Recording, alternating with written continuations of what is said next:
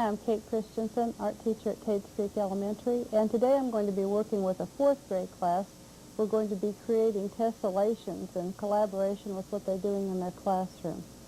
This covers a variety of learner outcomes. One of them is 2.22, where we're recognizing, selecting, and using the elements of art and the principles of design to make artwork. We're describing a variety of media and art processes to produce a two-dimensional work of art. And also in responding, we're describing visual characteristics of art and responding to them using visual arts terminology. This kind of followed in the follow-up process. And 2.23, 2.24, 2.5, and 2.6, where we're identifying various purposes for creating works of art and the role of arts, the visual arts, in different cultures. Good morning, boys and girls. This morning, I would like for us to work on a project that's kind of a carryover of something that you've been doing in your classrooms. A couple of the teachers came to me when we were collaborating and said, gosh, let's work on tessellations. And I've done them before with boys and girls, but it's been a while, so I had to go back and kind of relearn. I went to our quest teacher, Mrs. Rhodes, and she said, oh, you can do that. And she showed me some ways to do a tessellation. Kind of went back and read about it. It always helps to do that. One of the names that comes to my mind when I think about a tessellation is a man named M.C. Escher. And we've looked at his work before, and we've talked about how he was a mathematician, remember? But kind of a mathematician who's probably more famous for his art. One of the things that he did in his artwork were tessellations. He studied at the Alhambra for a while, and he saw these beautiful, beautiful tile patterns in the floors, and I think that was probably part of what inspired him to work in tessellations. Who can tell me, what is a tessellation? What have you learned about it in your classroom? Rochelle?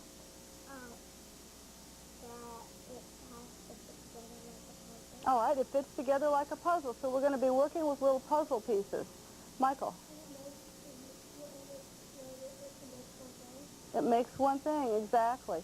Now, do all puzzle pieces fit together to make one thing?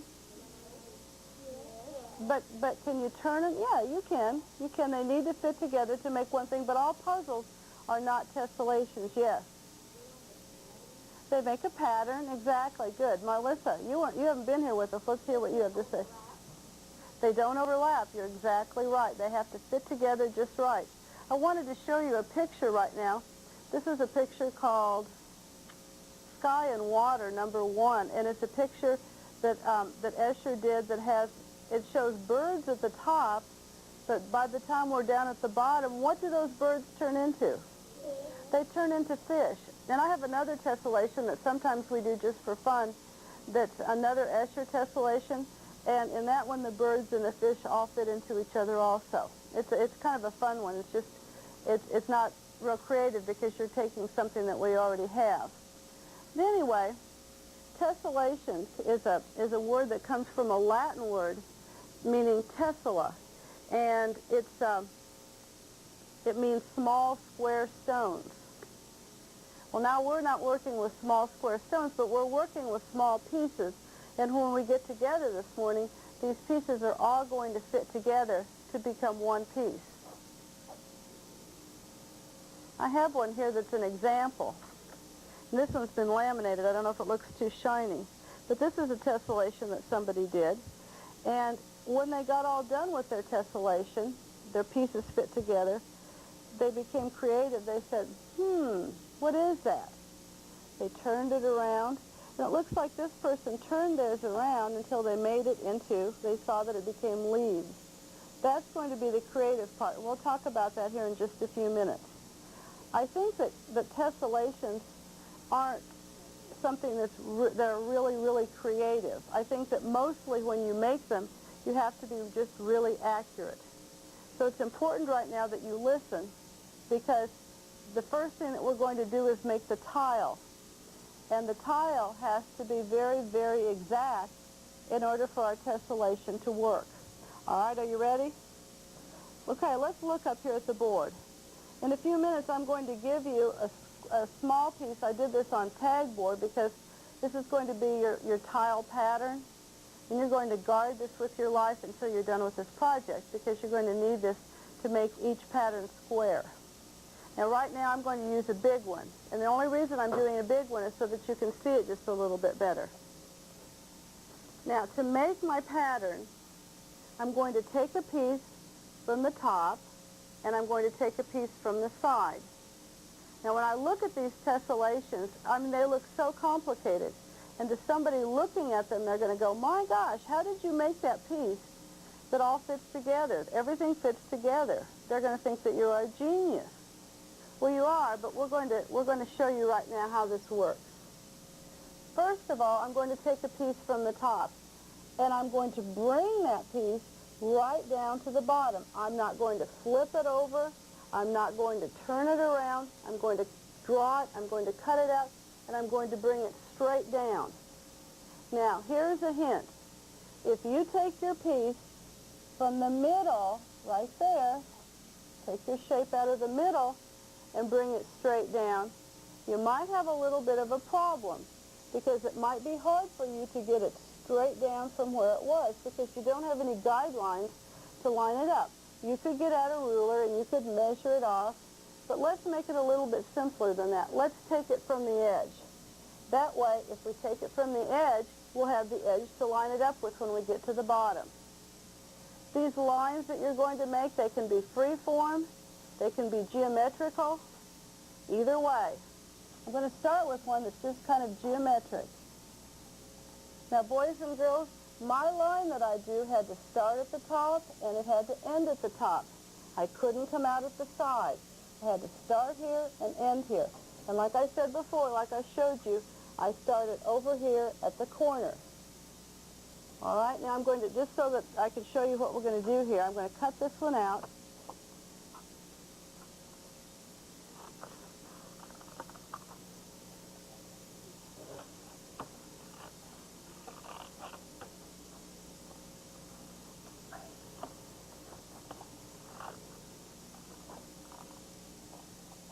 This is not as much creativity as it is skill. Any of the patterns, as long as you do them correctly, will produce something that's really lovely. All right, after I did that, I'm ready to take this piece and I'm going to bring it straight down, and I'm going, like I said, I'm going to line it up with the corner right over here. Take it from the edge, because that's going to give you a good guideline. As long as it lines up with the corner, my piece is going to work. Now I'm going to tape it on. And boys and girls, it's real important when you tape this piece on that you not overlap this piece. It's got to come straight down, just as though it's grown right out of the bottom. Any questions so far? We doing okay? Okay. I don't have my glasses on, so I hope that mine is right. All right, now, what do you think I might do next? Where am I going to go with this? Spencer. Right, I'm going to go over to the side. I'm going to do the same thing.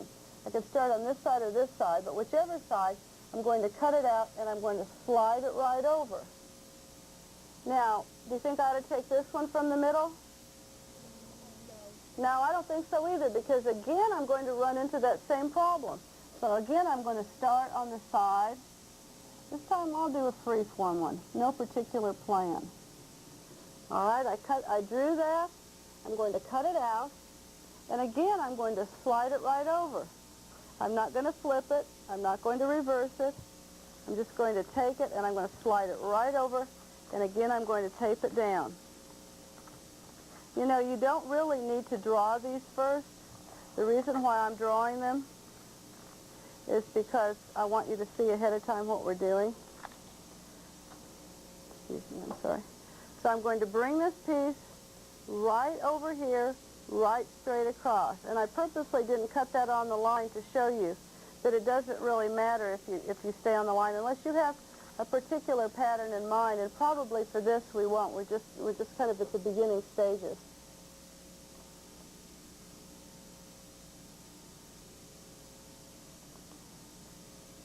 Okay, again, I didn't overlap that piece. It was an extension of the end of my tag board. Now, this piece is going to be very, very important to me. So I'm going to put my name on it. Put Miss C right here on it, so that if this falls on the floor, or when we collect the work, I'll know which one is mine, okay? And I want you to do the same thing. Right, now we're ready to get into color. And probably you'll want to pick two colors, well, two colors that you like, but also two colors that show you contrast, two colors that are going to stand out against each other. And I've chosen this green, this lime green and purple, because I think that they're really nice color combinations. I could have picked, say magenta to go with this, but if I picked magenta, I probably wouldn't have a lot of contrast. It would be kind of hard to see the pieces. So I decided that I'd go with something that would really show me a lot of contrast. Now again, I've done a big piece here just so that you can see it. You're going to do a smaller piece. That way you can get a little bit more out of your paper. You're going to need a full sheet that's going to be your background sheet. It doesn't matter which color it is.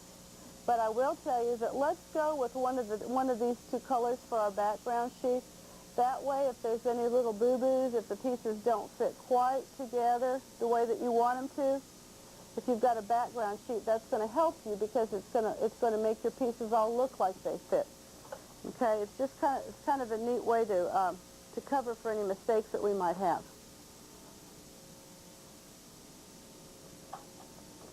All right, now, when I trace this, of course, I'm not going to get very much out of this piece of paper just because I made a great big piece. But I'm going to trace this out of this piece of paper, and after I finish tracing this, I'm going to slide the next piece right up into there. That way I'll save paper. Plus, what else am I going to save by doing that? I'll save trees, I sure will. I'm going to save having to cut this side and redraw this side because the right side of this will become the left side of my next piece. All right, so I'm ready to trace this guy here.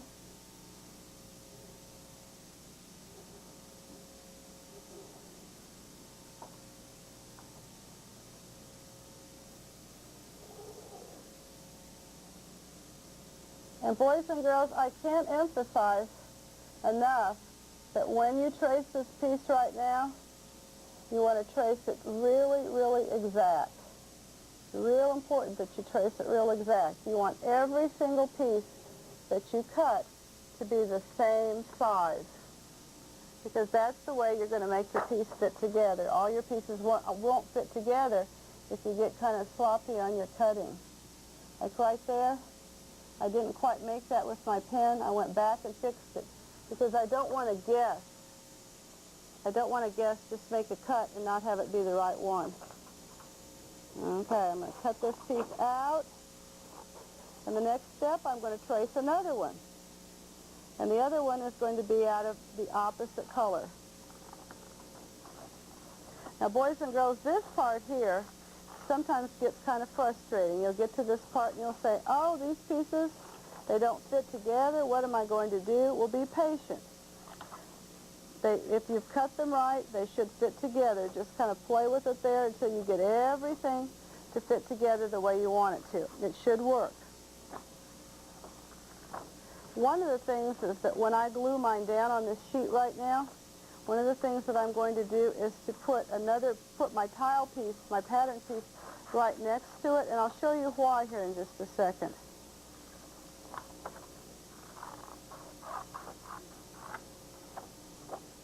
Have you been working with any kind of puzzle pieces in your classrooms? Sort of? What kinds of things have you done?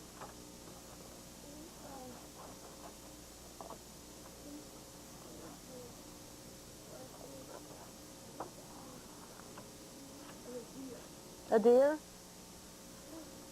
How many of you have ever played Tesselmania on the computer? Is that a game that any of you have down in your classroom on the computer? I think one of the teachers has that in her room. I have that at home. I should bring that in for us. All right, now I'm ready to glue this piece down. So I need to figure out which way I want to glue it down. I come up here. Gosh, you can't see that too well. And I can see that if I turn it this way, my next piece is going to do what? Go off the page. So I'm glad that I used that. So I'm going to say, oh, I'm going to turn this around this way and glue it down. Okay, so use this as a guide when you glue those pieces, the first piece down. That's going to help you kind of decide how you're going to orient all the rest of the pieces. I'm going to outline it. I want this to be glued down nicely. If you've done all this great work and you've got pieces kind of hanging off your paper, oh, you're not going to be real happy. You're going to look at it and it's going to look kind of sloppy, and you're all good gluers, so use those good gluing skills. Let's see here. Where am I going with this?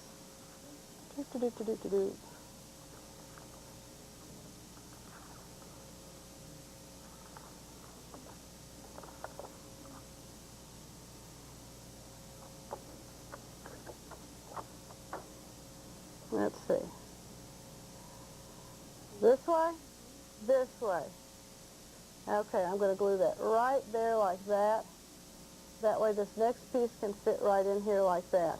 Well, what's my next piece going to be? What color am I going to do? Right, I'm going to go with purple. And one of the things that you want to do when you're cutting these out, I don't want to take too much time here. I want to take enough just to give you the idea of what we're doing, to give you enough information. One of the things that you want to do is to alternate your colors, both horizontally and vertically. If you have purple, green, purple across the top, the next row under it is going to start with green, so that you've switched your colors on the bottom. Now, one of the things you can do is to do like maybe 5 across the one row and 5 across the other row. But let's try to kind of build it into kind of a tile pattern, to where maybe you put maybe 3 here and then 1 down here and kind of build it in.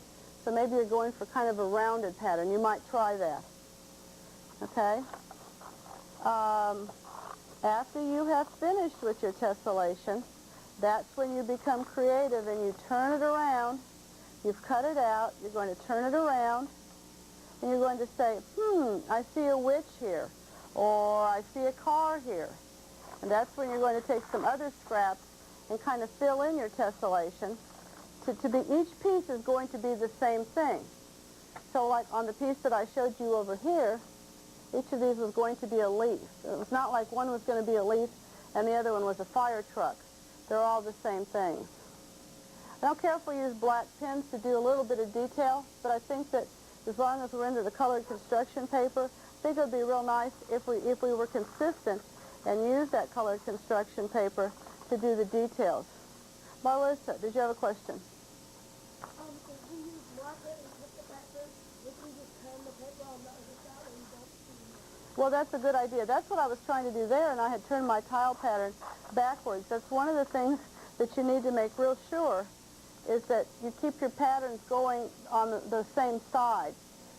Sometimes we flip the pattern around when we're doing it, and we have a little bit of a problem because one piece is on the top side, and the other piece is flipped around on the other side, and that makes just a little bit of a problem. Do I have any questions? I'm going to cut this last piece out here. These are taking a little bit longer, again, because I did big pieces. Yours won't. Now, if I had a little tile piece, which I don't, like I said, if I had a little piece, I could lay that pattern right beside the other one. On my green paper here, I could lay my pattern. This is too small to show you, but I could lay my pattern when I cut it right next to it. I could save time because I would only have to draw this line one time and it would become the side of the other piece. Okay, let's see if this one's going to fit. Again, I can't emphasize too much how it's important that every single piece that you do be the same size. I pulled a little piece of this right here, so I might not be quite as lucky. Okay, is it going to fit that way?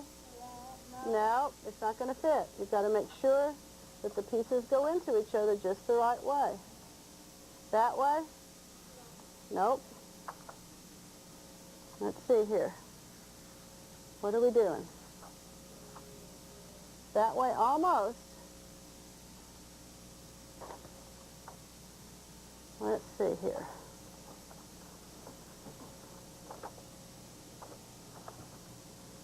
Could I go there?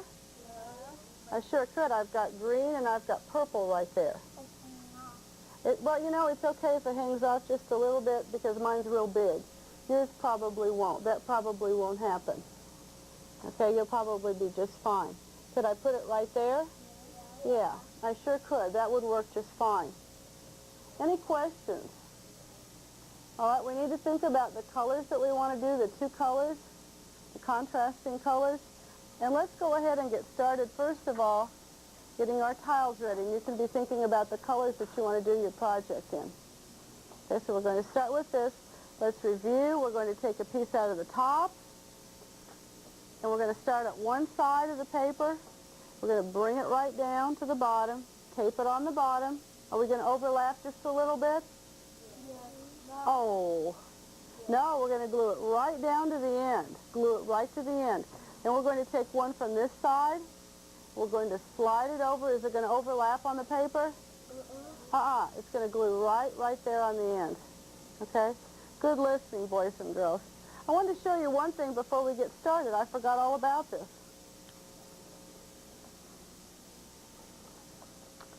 I went to the bookstore, and this is Lizards by M.C. Escher.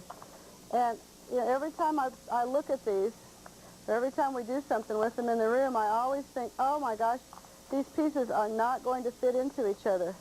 But by golly, they do. They do. Every one of these pieces fits into each other. Okay, this one might go this way. Again, this is a tessellation. It tessellates, it changes, but it still fits together. I see a little bit of a tail right there, so I'm going to see if this is going to fit in here. Nope, it's not going to work like that. So I have to just kind of keep playing with it until I get it to go where it needs to go to become a tessellation. Maybe up there might work. Yeah, that's going to work. So this is something we can kind of work on here in the room. Okay.